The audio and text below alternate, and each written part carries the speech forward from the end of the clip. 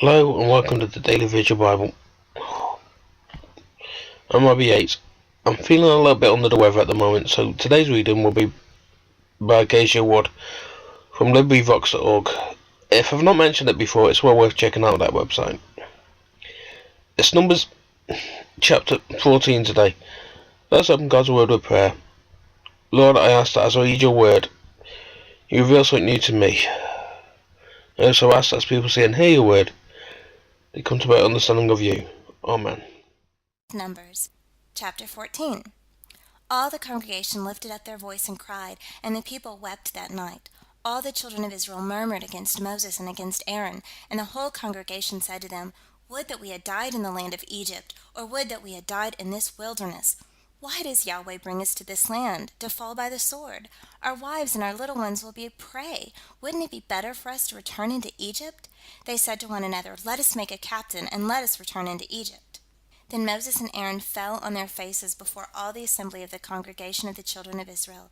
Joshua the son of Nun and Caleb the son of Jephunneh, who were of those who spied out the land, tore their clothes, and they spoke to all the congregation of the children of Israel, saying, The land which we passed through to spy it out is an exceeding good land. If Yahweh delights in us, then he will bring us into this land, and give it to us, a land which flows with milk and honey. Only don't rebel against Yahweh, neither fear the people of the land, for they are bread for us. Their defense is removed from over them, and Yahweh is with us. Don't fear them. But all the congregation threatened to stone them with stones. The glory of Yahweh appeared in the tent of meeting to all the children of Israel. Yahweh said to Moses, How long will this people despise me, and how long will they not believe in me, for all the signs which I have worked among them? I will strike them with the pestilence and disinherit them, and will make of you a nation greater and mightier than they. Moses said to Yahweh, Then the Egyptians will hear it, for you brought up this people in your might from among them, and they will tell it to the inhabitants of this land. They have heard that you, Yahweh, are in the midst of this people. For you, Yahweh, are seen face to face, and your cloud stands over them, and you go before them in a pillar of cloud by day, and in a pillar of fire by night. Now if you kill this people as one man, then the nations which have heard the fame of you will speak, saying, Because Yahweh was not able to bring this people into the land which he swore to them, therefore he has slain them in the wilderness. Now please let the power of the Lord be great, according as you have spoken, saying, Yahweh is slow to anger and abundant in loving kindness, forgiving iniquity and disobedience, and that will by no means clear the guilty, visiting the iniquity of the fathers on the children, on the third and on the fourth generations. Please pardon the iniquity of this people, according to the greatness of your loving kindness, and according as you have forgiven this people from Egypt even until now.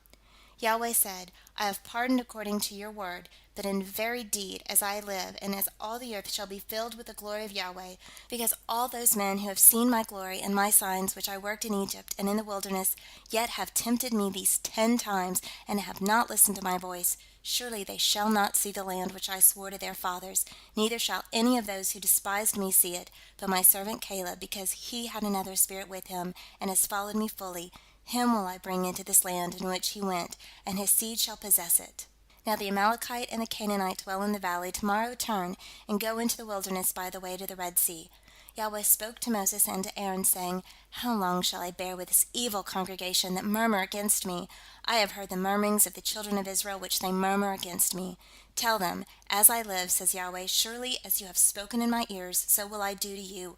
Your dead bodies shall fall in this wilderness, and all who were numbered of you, according to your whole number, from 20 years old and upward, who have murmured against me, surely you shall not come into this land, concerning which I swore that I would make you dwell therein, except Caleb the son of Jephunneh and Joshua the son of Nun.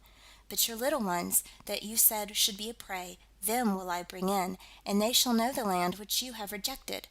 But as for you, your dead bodies shall fall in this wilderness. Your children shall be wanderers in the wilderness 40 years, and shall bear your prostitution until your dead bodies be consumed in the wilderness. After the number of the days in which you spied out the land, even 40 days, for every day a year, you will bear your iniquities, even 40 years, and you will know my alienation. I, Yahweh, have spoken. Surely this will I do to all this evil congregation who are gathered together against me. In this wilderness they shall be consumed, and there they shall die. The men whom Moses sent to spy out the land who returned and made all the congregation to murmur against him by bringing up an evil report against the land, even those men who brought up an evil report of the land, died by the plague before Yahweh. But Joshua the son of Nun, and Caleb the son of Jephunneh, remained alive of those men who went to spy out the land. Moses told these words to all the children of Israel, and the people mourned greatly. They rose up early in the morning and went up to the top of the mountain, saying, Behold, we are here, and we will go up to the place which Yahweh has promised, for we have sinned. Moses said, Why now do you disobey the commandment of Yahweh, since it shall not prosper? Don't go up, for Yahweh isn't among you, that you may not be struck down before your enemies. For there the Amalekite and the Canaanite are before you, and you shall fall by the sword, because you are turned back from following Yahweh. Therefore Yahweh will not be with you. But they presumed to go up to the top of the mountain. Nevertheless, the ark of the covenant of Yahweh and Moses didn't depart out of the camp. Then the Amalekite came down, and the Canaanite who lived in that mountain, and struck them and beat them down, even to Hormah.